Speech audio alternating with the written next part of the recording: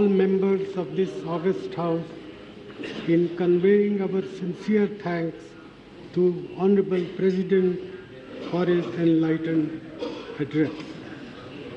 The debate on the President's address has been vigorous and wide-ranging. I thank all the honorable members who have contributed to this debate. Madam, as Honorable President mentioned in the initial part of his address, our economy has faced a difficult situation in the past 1 year. Honorable members are aware that our growth has slowed down and the fiscal deficit has risen. Inflation has been a persistent problem in the last 2 years. The current account deficit is substantially higher than what we would like it to be. The Finance Minister has dealt with all these issues in his budget speech, and before that, the economic survey tabled in this House gave a fairly comprehensive picture of the state of the economy. I would therefore be brief in speaking about the challenges that confront our economy and what we need to do to overcome them. However, Madam, I do wish to emphatically endorse the view of the Finance Minister that the slowdown in the economy need not persist and that we are fully capable of putting the country back on a high growth path of 7 to 8% per annum in the next 2 to 3 years. To achieve this, we need to increase the rate of investment, especially in infrastructure.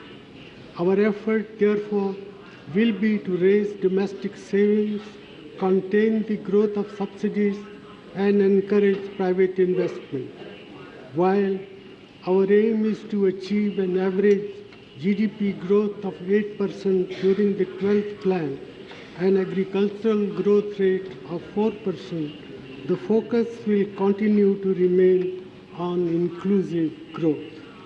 Inclusive growth implies not only reducing poverty, but also improving regional equality across and within states, uplift of the scheduled castes, scheduled tribes, other backward classes and minorities, closing gender gap and generating more and better employment opportunities.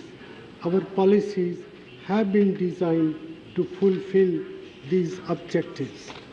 Madam, I listened with great interest to the speech of the Honorable Shri Rajnath Singh Ji, and the best I can do is to compare the 9 years of UPA rule with the 6 years of the NDA rule so that our countrymen and women can draw a proper appreciation of what has been done in these 9 years.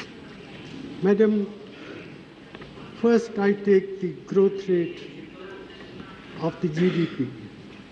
If you look at the period of 9 years, including the current period of slowdown, our average growth rate in these 9 years will be 7.9%. As against this, the NDA 6 years yield no more than 6%. Madam, it is true that growth in 2012 has slowed down, but nowhere else is growth profile in an upward direction. Europe is in recession, US growth rate is very low, Japan is stagnating, Brazil growth rate is less than 2%, South Africa's growth rate is 2.3%, and in the light of the prevailing global situation, our growth rate looks to be impressive, even though we are not satisfied with it.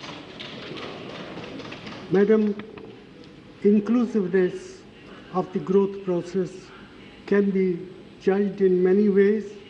The first and foremost is the concern with the well-being of our farmers, what happens to agricultural production, and as I said earlier, from 2004-05 to 2011-12, that is the UPA period, the growth rate of agricultural production and allied activities was 3.7%. The corresponding growth rate from 98-99 to 2003-04 of the NDA period was no more than 2.9%.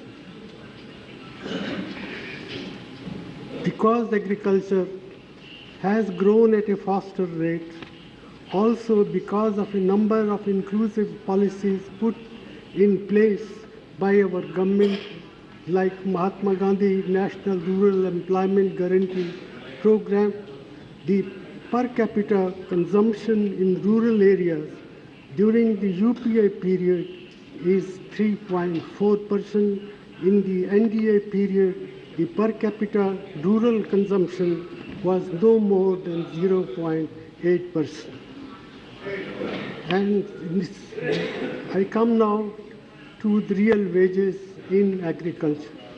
Real wages in agriculture in the 11th plan period rose at an average annual rate of 6.8%.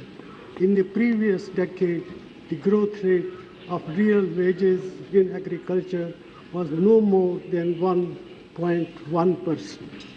Madam, with regard to poverty, in the UPA period, poverty declined at an average annual rate of 2% per annum. In the preceding 10 years, the decline was no more than 0.8%. Madam, we are all concerned about the slowdown in industry. But when we compare the 9-year period in which the UPA has been in government, our industrial growth rate average is 8.5%. The corresponding average for the NDA from 98-99 to 2003-04 is no more than 5.6%. With regard to regional inequalities, interstate growth differential have narrowed and interstate inequality is not increasing. The so-called Bimaru states have also done much better in the UPA period than was the case previously. In terms of education and skill development, also the achievements of the UPA are really notable. The key instruments for promoting inclusiveness and empowerment are education and health and skill development. There has been near universal enrollment in primary schools and a steady increase in average number of years of schooling of labor for labor force. The Right to Education Act is a major landmark of the UPA. Madam, with regard to higher education, there has been unprecedented expansion of central universities. The number has gone up from 17 in 2004-05 to 44. The IITs have gone up from 7 to 16. The IIMs have gone up from 6 to 13. Indian Institutes of Science, Education and Research have gone up from 1 to 5. Indian Institutes of Information Technology have gone up from 2 to 4. The result is the gross enrollment in higher education in 2006-07 was 12.3%. In 2011-12, it has gone up to 18%. With regard to health, Madam, National Rural Health Mission made a very important start. Rashtriya Swasthya Bima Yojana is a huge UPA initiative, and it provides inpatient cover to 3.4 crores of families. The infant mortality rate has fallen from 58 to 44.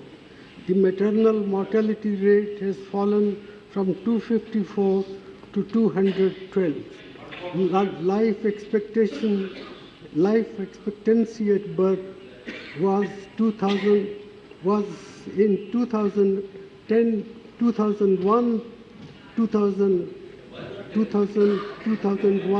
62.5 years. By 11 of this century, it has gone up to 66. Literacy rate similarly has gone up from 64.8 to 74%. The death rate has declined from 8.4% to 7.1%. Madam, it is not my case that what we have achieved is the optimum level. I do recognize growth requires further efforts to boost it, that we need to do a lot more to promote inclusiveness, that health, education require greater attention, that environment protection measures have to be adopted with greater amount of firmness. But I would respectfully submit to this august House that what has been achieved is not something which can be belittled, as Sri Rajnath Singh ji tried to do. I know the BJP has a particular view of economic and social policies of the UPA. A few days ago, a conclave of the National Council of the BJP assembled in Delhi used the choicest abuses for the Congress establishment, the Congress leadership, and including myself.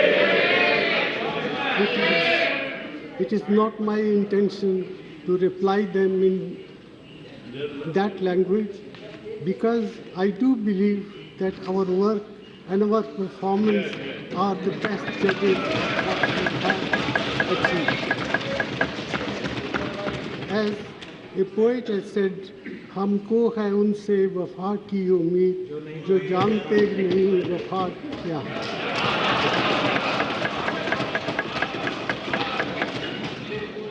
Also,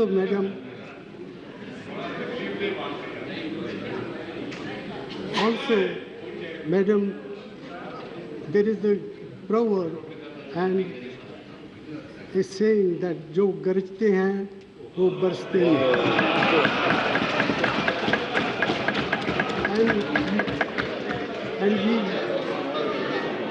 And we have seen this arrogance not for the first time.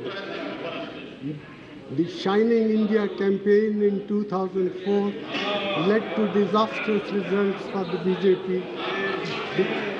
In 2009, they fielded the Iron Man Advaniji against the lamb that ManMohan Singh is, and we all know what was the result. I am convinced that if the people of India were to look at our record in these 9 or 10 years, they would repeat what they did in 2007 and 2004. Madam, several honorable members have expressed concern about the state of agriculture. I share that concern. Farmers in our country are the most important constituent that the UPA cares for. We have done utmost to give our farmers remunerative prices, And here I make bold to say that the procurement prices of wheat, of rice and other products have been raised in a manner which was never seen ever before in the history of the country.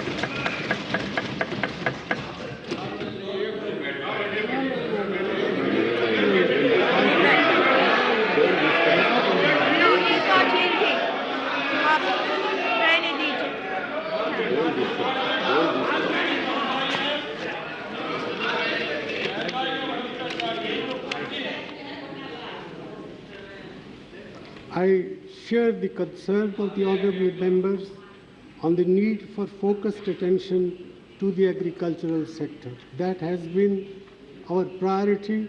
It will remain our priority. The achievements of our farmers in keeping us self-sufficient in food are indeed extraordinary.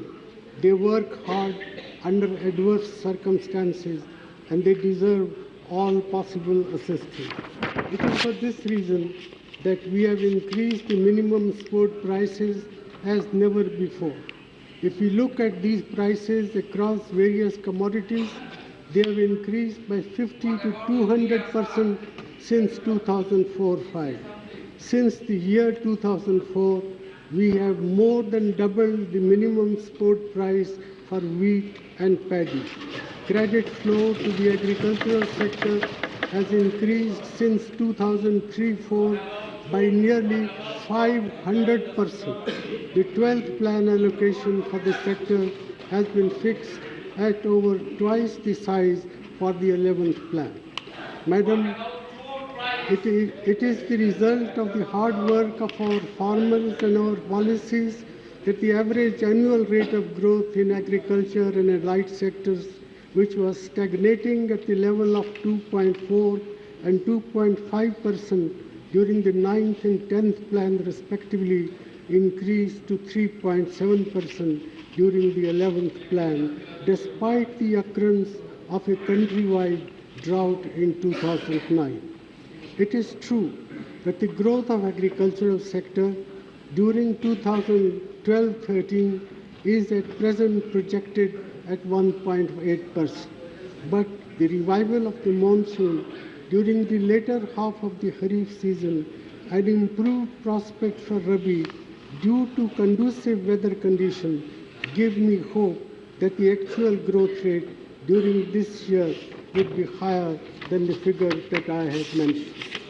To address the issue of shortage of covered storage capacity, the government had formulated the Private Entrepreneurs Guarantee Scheme in 2008. A capacity of 181 lakh metric tons has been sanctioned under this scheme, of which 43 lakh metric tons of capacity has already been created. Madam, an issue that did not come up significantly in the debate, but which I wish to flag, is that of water. Shri Devegowdaji, in his own way, referred to this problem. I do agree we have a national problem in the distribution of water of the interstate rivers, and I hope that the country would recognize the great importance of dealing with this problem in a holistic perspective. The UPA government recognizes the management of water resources as a major challenge. Srimati Supriya Sule referred to the need to give greater importance to the construction of check dams. We have already decided to modify the accelerated irrigation benefit program to make it more effective and expand the watershed development program during the 12th five-year plan. Apart from agriculture, urban and industrial water demand also needs to be managed more efficiently. Our groundwater resources need to be better preserved. We will be bringing to this bringing these proposals on a new groundwater law and a national water framework law very shortly. Madam, several honorable members cutting across party lines have expressed concern over incidents of violence against women. This is an issue which unites all sections of our House, and I sincerely appeal to all sections of the House to speak with one voice if there are any legislative measures which we can agree upon. They can be then pushed forward at a much higher speed than is normally done when it comes to legislation through Parliament. I sincerely hope that we will, with one voice, agree to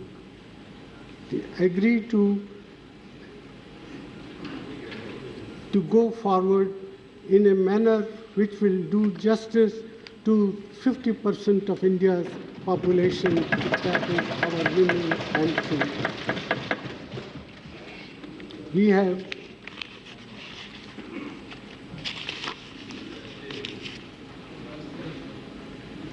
let me reiterate to this august House the commitment of our government to ensuring the dignity, safety and security of every woman of our country.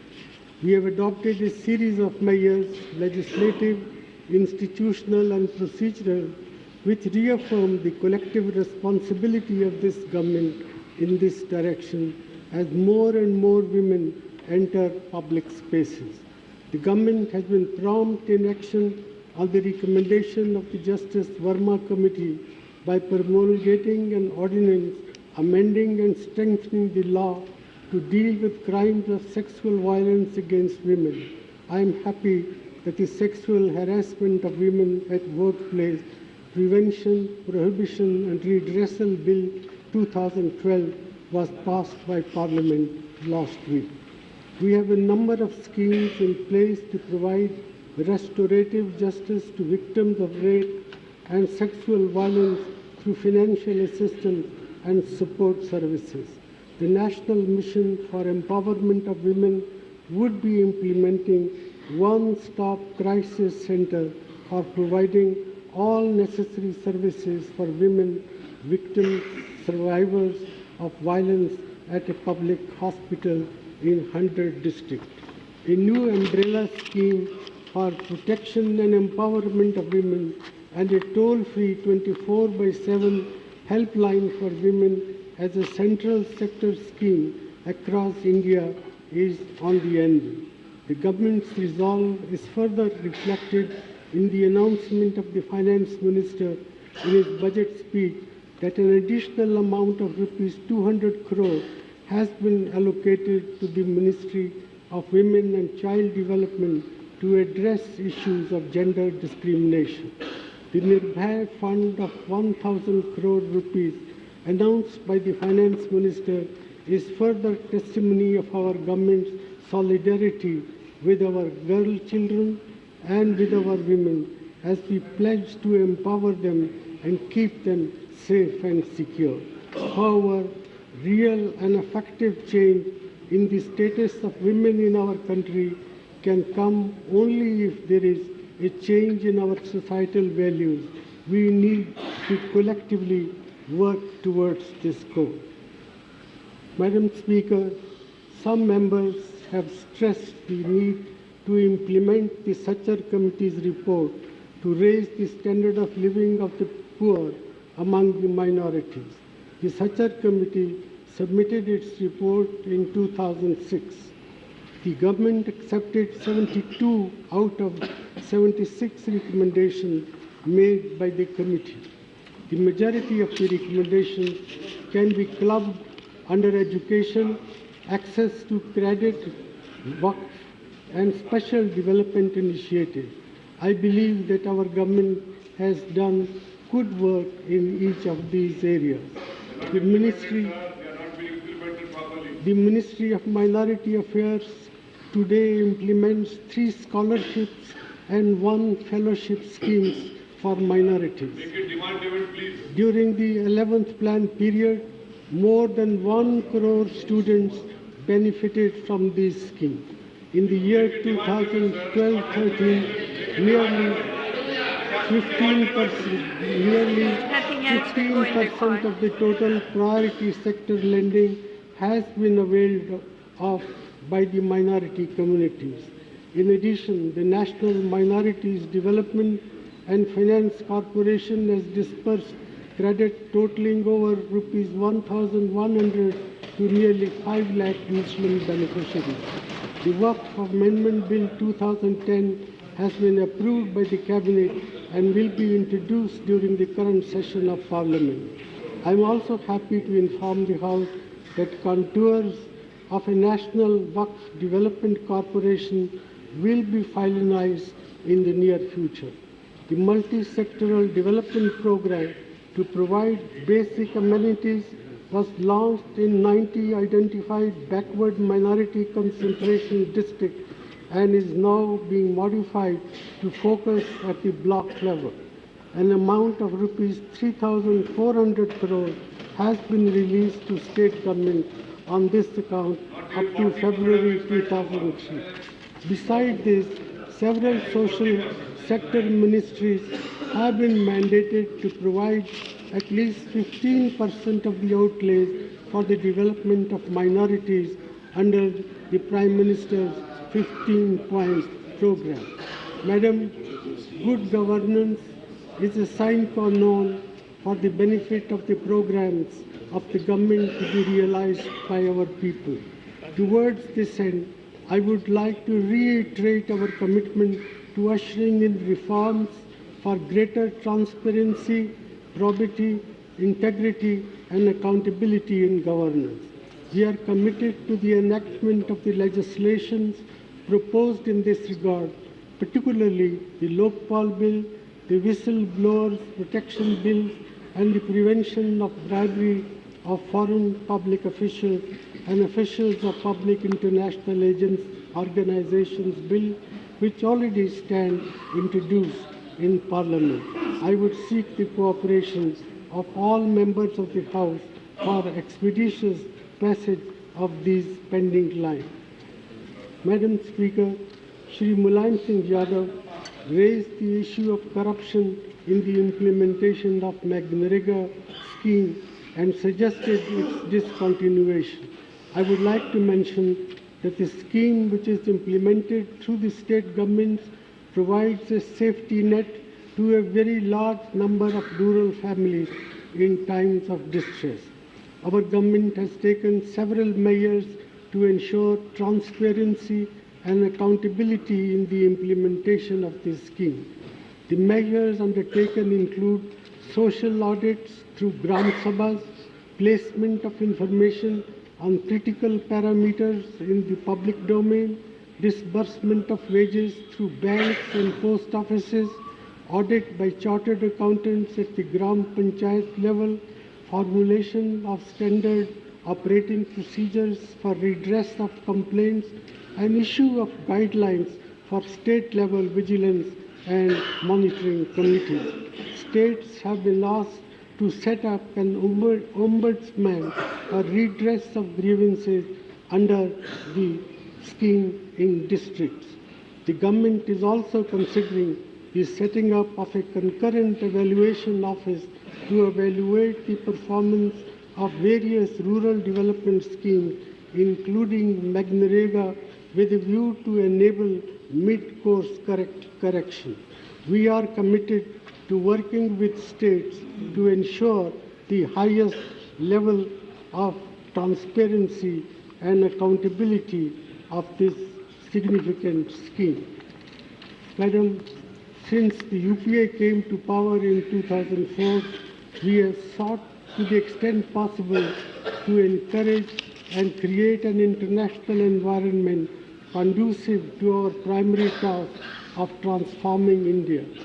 In this quest, we have utilized the opportunities that existed to further India's interest by obtaining the removal of restraint and sanction regimes on India, encouraging international investment in India's development and building cooperative and peaceful relations with other powers. I can say with certainty that our standing in the world and our ability to pursue our interests has gone up in the last 9 years. There is greater international understanding now of our challenges such as terrorism, and there is a growing international acceptance of India's rightful place in the global political, economic, and security architecture, including the United Nations Security Council. We have safeguarded our interests in global negotiations on such vital issues as trade and climate change. We have increased our access to markets, capital, energy, minerals, and advanced technology. When faced with challenges such as the international financial and economic crisis, we have successfully mitigated its effect on India to a considerable extent. We have safeguarded our interest in global negotiations on such vital issues as trade and climate change. We have increased our access to markets, capital, energy, mineral, and advanced technology. Madam, members have raised the issue of human rights violations during the conflict in Sri Lanka and the lack of progress on reconciliation, accountability, and political devolution in Sri Lanka. The government takes the sentiment expressed by members very seriously. We are firmly of the view that issues of reconciliation and political devolution in Sri Lanka need to be addressed with a sense of urgency. For the past 3 years, you are keeping quiet. Past 3 years, please. We have consistently called upon the government of Sri Lanka to fulfill its public commitment for the implementation of the 13th Amendment and for building further on it so as to achieve a meaningful political settlement. We have also urged that elections to the Northern Provincial Councils be held at the earliest and have called for effective and time-bound implementation of the constructive recommendation contained in the Lessons Learned and Reconciliation Commission report. This was also the message, Madam, I conveyed to President Rajapaksa during his visit to India in September 2004. We will continue to remain engaged with the government of Sri Lanka to implement these steps and take forward the process of reconciliation and settlement. As regards the issue of a draft resolution expected to be tabled by the United States at the forthcoming session of the UN Human Rights Council in Geneva, our decision will depend on the substance of the final text tabled in the Council. We will, however, be guided by our consistent positions that we support proposals that seek to advance the achievement of a future for the Tamil community in Sri Lanka that is marked by equality, dignity, justice, and self-respect. I wish to assure the House that our government will remain engaged with the government of Sri Lanka to promote a durable settlement of the Tamil problem that enables the Tamil citizens of Sri Lanka to lead a life of dignity and self-respect with equal rights.